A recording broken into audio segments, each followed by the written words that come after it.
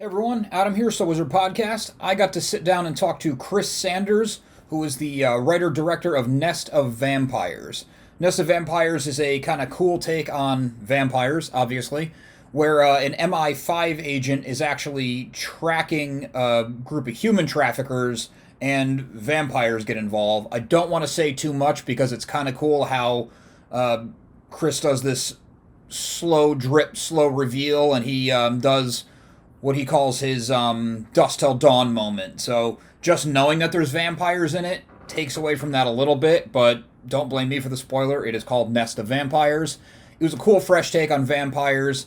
Chris was an interesting guy to talk to, and I appreciate him making the time, especially since he's over in the UK, so there was a pretty big time disparity there. But we made it work, and I'm glad we did. Hey everyone, Adam here, So Wizard Podcast. I'm sitting down with director Chris Sanders. Chris, how you doing? I'm really good, thank you. How are you? I'm doing good. I appreciate you taking the time to come on, especially we have a pretty big time difference here. Yeah, we managed to link up pretty quick, so it's pretty cool. No Yeah, problem. yeah. Where exactly are you located? Yeah, so I'm in the centre of England near a town called Leicester. Okay, I've heard of it. Yeah. Yeah, so I was living in London for like 9 years before, and I moved back to central England just to be closer to my family. So yeah, there we go. Nice. Awesome. Oh, you have a new movie coming out soon, or is it out? Sorry. Yeah, it's going to be released end of the month on all the VOD platforms, but we've also got our own bespoke website, and that's going to have an exclusive showing on the 13th of March. So it's going to be www.nestofvampires.com. Awesome. Okay. So before we get into Nest of Vampires, I like to ask creative people, what was their spark? Like, when did you realize that the creative arts was something you wanted to pursue? Since I was very young, really, since about the age of 5, I always wanted to write and be creative. I started out writing novels, and my first book, The Thief's Son, that was a Kindle bestseller back in 2012. And then I put that onto LinkedIn. And then a chap called Wei Sai bought a copy, and he turned out to be one of the assistant directors on Skyfall, the James Bond movie. We became friends, and then we collaborated on a screenplay about the World War II spy, Robert Van Gulik. And it just sort of went from there. He introduced me to lots of people. And then I wanted to make short films. So I started writing scripts for short films, and then I started crowdfunding for them. And then over like a period of like 3 years, I built up a network of producers from all over the world. And it got to the point where I could just call upon people and say, look, you've seen my short films. I've got a feature that I've written. Would you help me finance it? And here we are today. Yes, that's my first feature is Nest of Vampires. And then I've got a slate of other features coming up now. Oh, nice. The Kindle bestseller, was that your first attempt at a novel?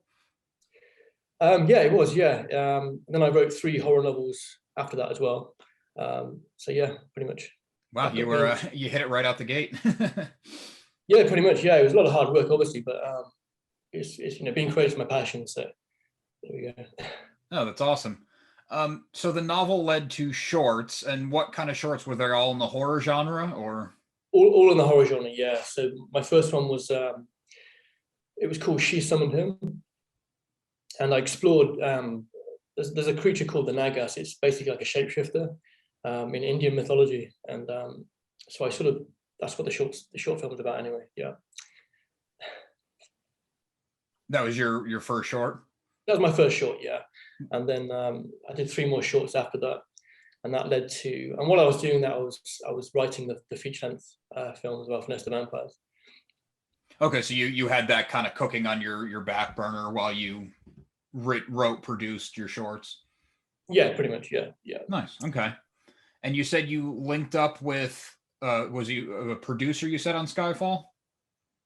Yeah, a guy called Wei Sai. He was the second assistant director on Skyfall, and we collaborated on a screenplay about the World War II spy Robert Van Gulik, and he introduced me to a lot of other producers, and he pretty much said, look, well, start crowdfunding for your short films and build up a network, and that's what I did. And 3 years later, I managed to raise $40,000, which isn't a lot for the feature, but I did that all on my own. I wrote the script. I cast like 30 cast. There were like 40 crew involved, multiple locations around Leicester, Birmingham, Coventry in the Midlands. And yeah, here I am now promoting the film. That's awesome. It's been an That's amazing a journey so far. Yeah. Yeah, I mean, I'm sure it was a lot of work, but it seems like it fell together relatively quickly, like compared to some other stories I've heard.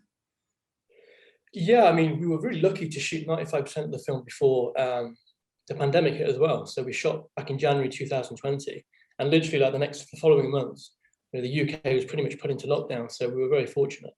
So hopefully, yeah, 2021 will be a better year for everybody concerned. Yeah, really. Yeah. That is really lucky that you were filming, like you said, a month, maybe 2 months right before everything really switched, went crazy. Yeah, pretty much. We're really fortunate. A lot of the cast and crew, well, the cast, a few of the people came from the US and South Africa. So it would have been a bit of a nightmare if it would have been like February, March sort of time. Yeah. Yeah, it could have had a lot of people Yeah. stranded. Yeah, pretty much. Before we dive fully into that, what happened with the World War II movie that you co-wrote? Yeah, so we're still looking to finance that. Nice. Even with his connections, he's looking for like 5.5 million. So it's a big budget movie. Yeah. But even with his, I mean, his dad's got his own production company in China, so even he's struggling to get that sort of finance together. But that's the industry that we're in, so we just keep plugging away. And I'm quite happy at the moment, just making indie films and getting them out there. So yeah. Oh, for sure. Yeah. It's cool that while you have that bigger project going, you're still doing the projects you like doing, the things that seem to spark your interest, the horror genre. Yeah, pretty much. Yeah. So I do this full time. So I also produce other people's films as well. So I build up a passive income over time. So it allows me now to just focus fully on making films. So I put myself through a lot of hard work into a fortunate position. Yeah, that's smart too to diversify like that, where you're not just totally relying on people coming to you. Yep. That's it. What did you know ever since like a young age that horror was your genre, or did it kind of come later in life? I think I started watching horror films when I was about 6 or 7 years old. I started with the old Hammer, Tyburn, and Amicus, British sort of film production companies. So I grew up watching Peter Cushing and Christopher Lee and all these other wonderful actors. And I mean the Hammer films in particular, they're always well written, and the set design was always really beautiful and sumptuous. So that's my sort of background. That's my introduction to horror. And then I started reading Clive Barker when I was about 13, 14. I fell in love with his short stories, the Books of Blood. And just went from there, really. Yeah, it's just developed over the years. Yeah. Wow, yeah, that must have clicked because for a younger mind, some of that it's a little like a slower, more deliberate pace, is what I like to say, not slow. Yeah. But it would take some patience for a younger kid to get through that kind of stuff. Yeah, it's true. I mean, Barker, he had this ability to paint, really beautiful images with his words, and that really struck me from a really young age. And so I think I was really inspired by that too, in my own writing. So that's what really drew me into. He really drew me into the horror genre. Like I said, like 13, 14 years old. Yeah. Very cool. So where did you originally get your idea for Nest of Vampires? Well, it's funny because I grew up in a small village in the UK, and I read Bram Stoker's Dracula, and before he turned to writing, he was a tour manager for the English actor called Henry Irving. And during the tour of Birmingham, he actually stayed in one of the small inns near where I lived, where I was a kid. So that was always like a local sort of legend that Bram Stoker and Henry Irving stayed in this place while they were touring like Birmingham, because Stoker would look after all the appointments. He'd manage Henry Irving's like tour appointments around the UK. So that sort of triggered my interest in the vampire mythology. And then I think one of the first books I read was Dr. Polidori's The Vampire, and of course he used to travel around with. He was the physician for Lord Byron, and that got me into the whole romantic movement, and that's really inspired me to get into the whole vampire mythology and explore it. And that's what I've done with Nest of Vampires. So yeah. Yeah, awesome. Okay, because Nest of Vampires, I don't want to give any spoilers or anything away, but it's kind of a fresh take on vampires. Yeah, it starts out as like a traditional sort of thriller, and then halfway through, it becomes this vampire flick. So it's got that Dusk Till Dawn sort of vibe going to it, if that makes sense. Yeah, yeah. But the lead actor, Tom Fairfoot, he was an amazing actor. I mean, he was in the film Amelia he acted alongside Richard Gere and Hilary Swank. And the only reason why he agreed to join us was because he loved the script. So he brought his fees right down. and he really cements the whole film together. His performance is really, really pretty wonderful, I think. Yeah, I mean, the trailer turned out really well. And what I'm really good at is getting good people together. So the DOP, a young guy, 23, 24, fresh out of university, but a real passion for horror. And that really came across in his work as well. And the same with all the other actors that I cast, they all had this interest in horror. And that was really important to me when I was putting the film together, that we had this passion, this combined passion to make this great film. So, yeah. As a director, how hands-on are you with the look of it? Very hands-on, yeah. I mean, I pretty much did everything. Like some of obviously the screenplay, the casting, the directing, the location scouting, everything. So, but I don't like to micromanage. What I love to do is get really good, take my time to get really good people together. Make sure there's a chemistry there, so I know they're going to work well together, and then just take a step back, and then just let the magic happen. I think when you have really good creative people, you can have the story. You've cast the right actors. There's good chemistry between them. And then as the director, my job is just to take a step back and just let it go, let it flow.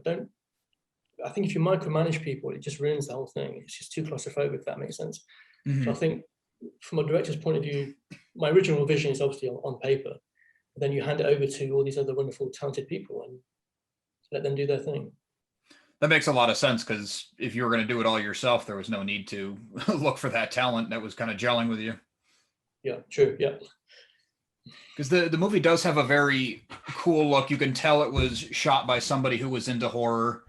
And it has, it almost looks like you used, I don't want to say two different cameras. I don't know if that's the right terminology. But it almost had like two distinct looks when it was the more clean cut, bright world, and then the more darker side of it. Yeah, no, you're right. You're spot on, actually. Yeah, I mean, we wanted to have that. I guess what I was trying to do was just draw people in the beginning as a traditional sort of thriller, and then it gets suddenly a lot darker very quickly. So I wanted to take an audience on a completely different route and take them down this dark path. And that's what I've tried to do anyway. So there we go.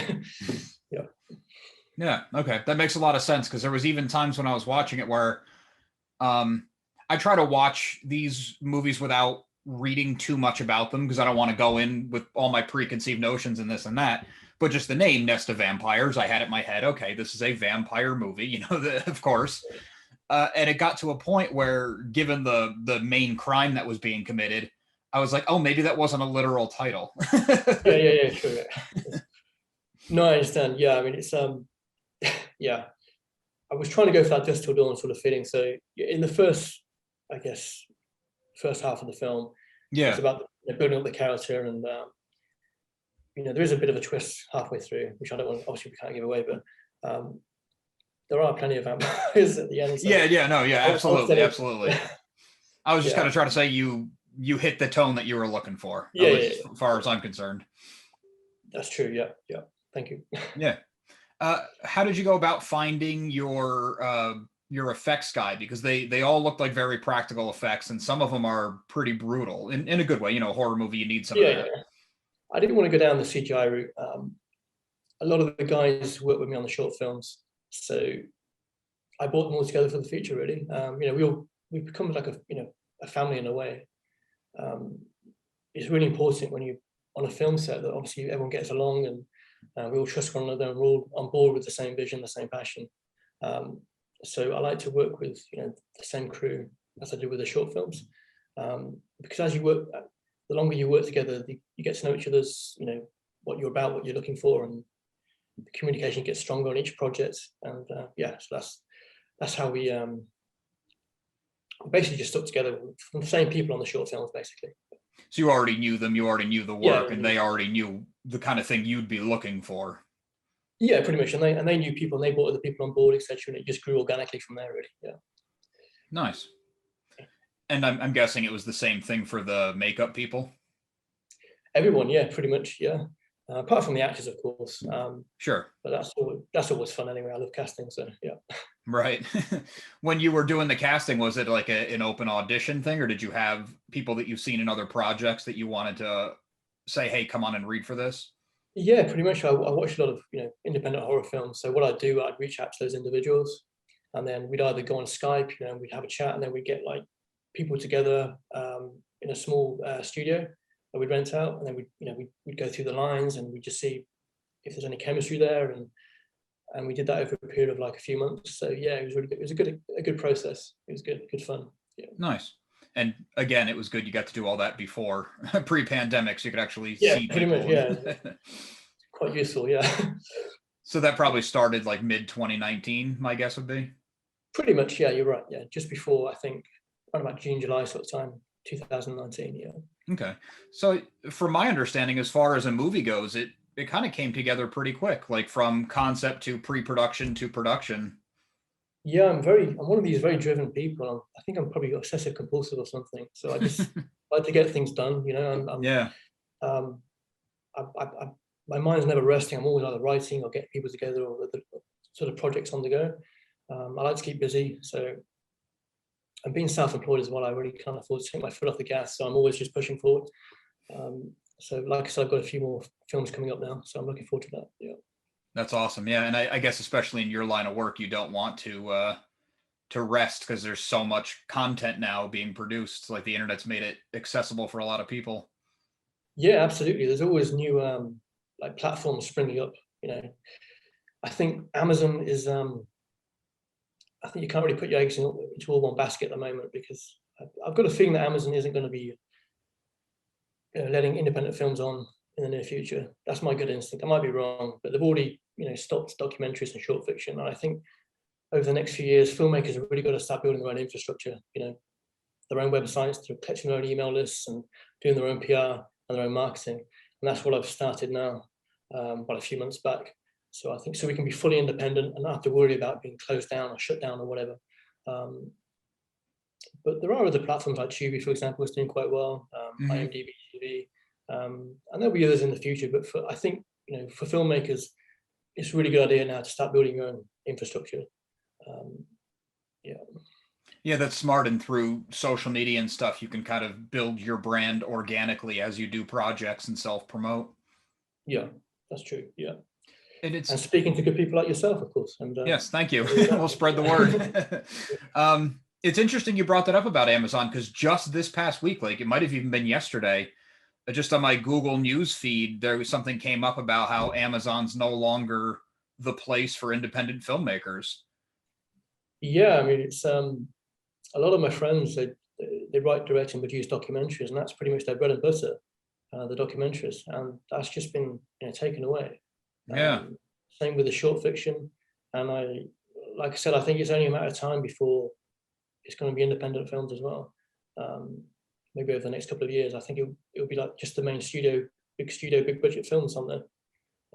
So I think it is, a wise move to start building that infrastructure now, building an email list, having your own website, and and being really savvy with social media. I think filmmakers really need to start doing that now. Yeah, I definitely think you're onto something, because even Netflix, which is kind of like, I think they're still the name in streaming, at least over here, and they're going something like 95% originally produced content, not picking things up as much anymore. So yeah, I think you're onto something there. Which brings me to my next point. So www.nestofvampires.com. 13th of March. It's not ready just yet, but it will go live on the 13th of March. 9 p.m. UK time. I believe that's 3 p.m. Eastern Standard Time. Yeah, I think I'm 6 hours behind you. Yeah. Yeah. So there we go. So make a note of that. March 13th, right? That's it, mate. Yeah. Cheers. Nice. Okay. How long have you been doing interviews for? How long have you been doing your podcast for? The podcast has been going on for a while, and at first I was just the web guy. Because I've known like one of the main hosts. I knew him for a long time. He used to be in a band, and I would try to put on these little concerts. And the web guy turned into like, hey, if you want to write an article or something on the site once a week, do that. And then that became, I went to a couple smaller comic conventions with him, and I kind of like doing the interview part of it. And one of the other guys who was doing the interviews likes doing the interviews, but he doesn't ever want to be on camera. All right. So I kind of started taking over more and more, and that freed him up to focus on the main podcast. So then they kind of just gave me the YouTube side of things. So like this that we're recording right now will hit our YouTube, and then it'll post on our site, and then we'll cross promote it with the main podcast and all the socials and all that. So now I'm I'm kind of like the fourth member of the team. Oh, cool. Okay. Yeah. So I've been It was doing all come interviews. together. Sorry. It's all sort of come together for you organically. Just Yeah, just kind of fell into it, and I've really been enjoying it because I like talking to people like you who have the drive and the creativity and a unique voice. Um, and I kind of get to do it selfishly because I'm genuinely interested. So I get to ask the questions that I would want to ask somebody when I'm listening to an interview. yeah. Things like that, like especially about like your writing process. Do you I'm sure you have a billion ideas and you can't keep up with them. So how Yeah, do pretty you much. Yeah. pick and choose which ones? Like, was Nest of Vampires more fully formed in your mind than the next idea down the line? So that was the one that you sat down with at your computer and. Yeah, it's pretty because we had like relatively small budget. I think just over 40,000. So I had to write the screenplay with that budget in mind. So I use a lot of local like locations, and also from a logistics point of view, it was a lot easier for me to book the hotels and all the catering and all that other really important stuff. So yeah, I was doing everything myself. It was pretty insane, but I managed to pull it off. So there we go. It's all good.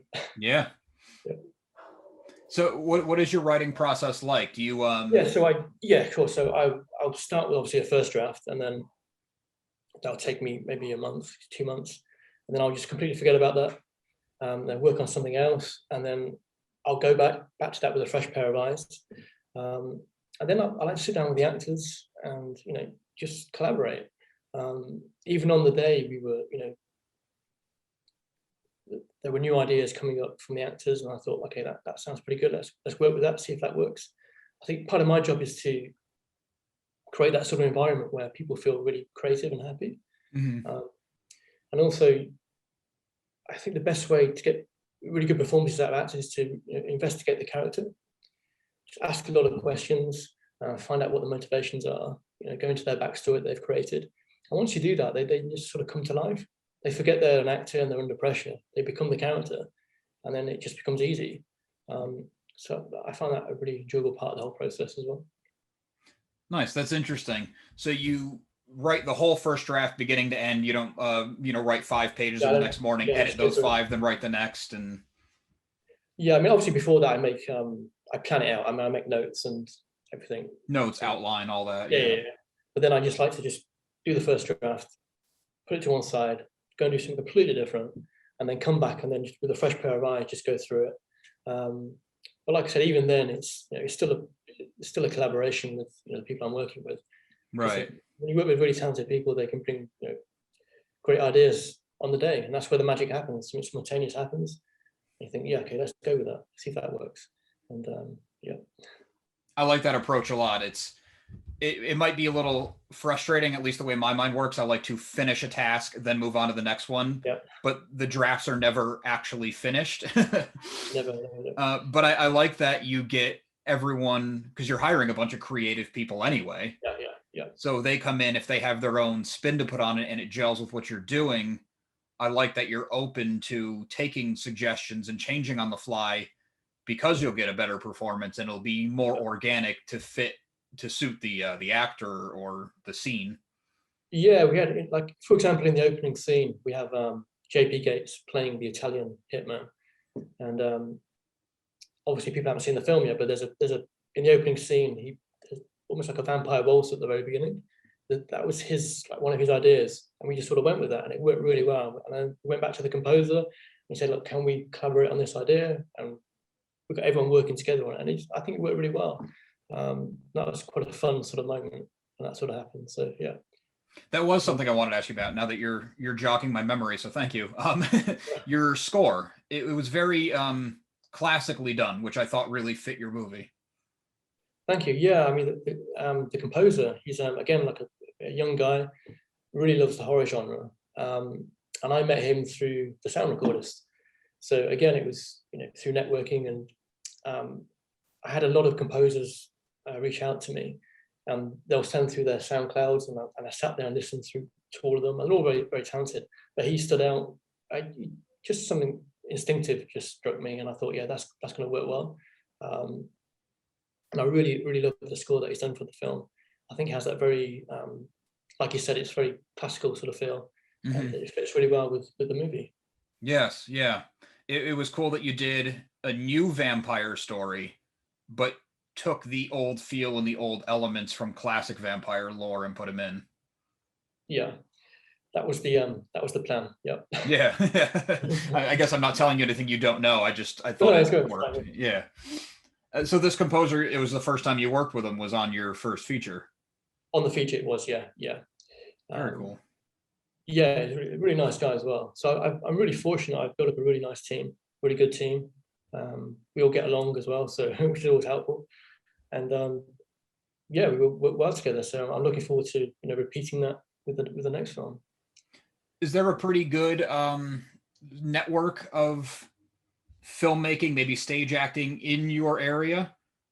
Not so much where I'm living now, but I find that with technology, you can be anywhere in the world now. And I can find cast and crew just going online, and then most people are located in London, but I'm only like an hour away by train. So okay, we've got plenty of hotels and accommodation and catering, so we can organize something pretty quickly. So yeah, I think the location these days is pretty irrelevant, really. I think you can make a film anywhere if you've got the passion for it. You've got the drive for it. You've got the self-belief. Like I said, I've got London on my doorstep, so I can tap into this really great talent. So yeah. Nice. Okay, that's not so bad. I find it interesting because over here in the States, it feels like our communication in the UK or England specifically is pretty open, and it feels like we know a lot of what's going on with your pop culture, your music, your movies. But then when you really dive into it, I think it's a lot more closed off than we realize still. Not like intentionally closed off, just like London has its own film scene that maybe we're not seeing so much of. Yeah, I mean, I think for me, I watch a lot of American films, so I'm probably as guilty as that as I think in London, I don't see as many independent films coming out, to be honest. I think. Oh, really? No, I think most of it's in the US. A lot of the actors are from the US, and a lot of the producers are all based in the US. So there are some independent horror filmmakers over here. There's Stephen M. Smith, he's pretty cool. There's a handful of others like Charlie Steeds. But I honestly don't see like a huge amount of horror filmmakers or independent filmmakers over here. It's mostly based in the States from my experience. Maybe I'm completely wrong, but right, yeah. That's interesting because I don't know. I guess I was just trying to figure out the dynamic of it because I just talked to somebody just this past week who was from Quebec, Canada, and Quebec has this own isolated world of movie and TVs that only exists in Quebec, which it's a big city, but it seems so specific, and I found it really interesting. And I had the feeling that London was maybe the same thing, but maybe I was wrong about that. A lot of the filmmakers I know in the UK, they're all based all over the UK, so it's not. I think for the big studios, it's all based in London. But for the independent guys, they're all over the place, like Leicester and Milton Keynes, and up north, like near Manchester. So it's pretty spread out. Yeah. Nice. Okay, that's the technology thing you were talking about, where it just makes it so much more accessible for people. And we're so much smaller as a country, so it's easy to get. Yeah, I suppose that's true. I always forget how huge our country is. Well, I really appreciate you taking the time to come on. I know it's a lot later there for you than for here, so I don't want you up your whole evening. But great job on the movie. Everyone keep an eye out for Nest of Vampires. March 13th. It was nestofvampires.com, right? That's right. www.nestofvampires.com. There we go. Put that in your diary. For sure. And why don't you give people, do you do social media or anything like that? Yeah, I've got my Instagram account, Black Copies Films. My YouTube is Black Copies Films.